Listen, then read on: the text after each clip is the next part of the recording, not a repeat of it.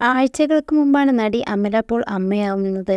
ഗർഭകാലം ഏറെ ആഘോഷമാക്കിയ നടി തന്റെ ചിത്രങ്ങളും വീഡിയോസുമൊക്കെ പുറത്തുവിട്ടിരുന്നു.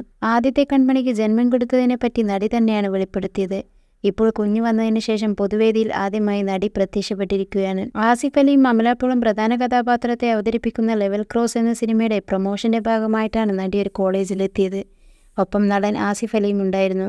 ഇരുവർക്കും വലിയ സ്വീകരണമാണ് കോളേജിൽ ഒരുക്കിയതും. എന്നാൽ ചടങ്ങിൽ അമല ധരിച്ച വസ്ത്രത്തിന് വ്യാപക വിമർശനമാണ് ലഭിക്കുന്നത്. വളരെ ഇറക്കം കുറഞ്ഞൊരു വസ്ത്രമായിരുന്നു നടി ധരിച്ചത്. മുട്ടിന് മുകളിലുള്ള വസ്ത്രത്തിൽ പലതും പുറത്തു കാണുന്നു എന്നാണ് ആരോപണം. പ്രസവം കഴിഞ്ഞുടനെ ഇത്തരം കോപ്രായം കാണിച്ച് നടക്കാൻ നാണമില്ലേ എന്നാണ് ചിലർ നടിയോട് ചോദിക്കുന്നത്.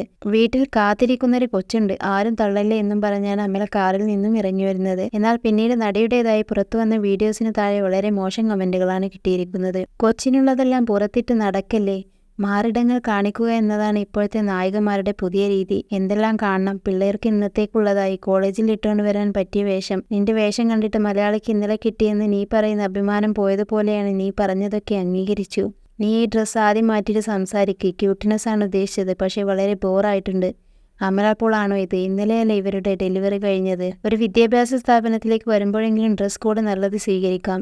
ഇതും ഒരു തരം രമേശ് നാരായണൻ സ്റ്റൈൽ പോലെ തന്നെ. ആളുകൾ എല്ലാം ഇരിക്കുന്നത് താഴെയാണെന്നുള്ള ചിന്ത ഉണ്ടായാൽ നന്ന്. ഇതുപോലൊരു വേദിയിൽ വരുമ്പോൾ അത്യാവശ്യം മാന്യമായ വസ്ത്രം ഇടാമായിരുന്നു എന്നിങ്ങനെ അമലയുടെ വസ്ത്രരീതിയെ വിമർശിച്ചുകൊണ്ടാണ് ആരാധകരും എത്തിയിരിക്കുന്നത്.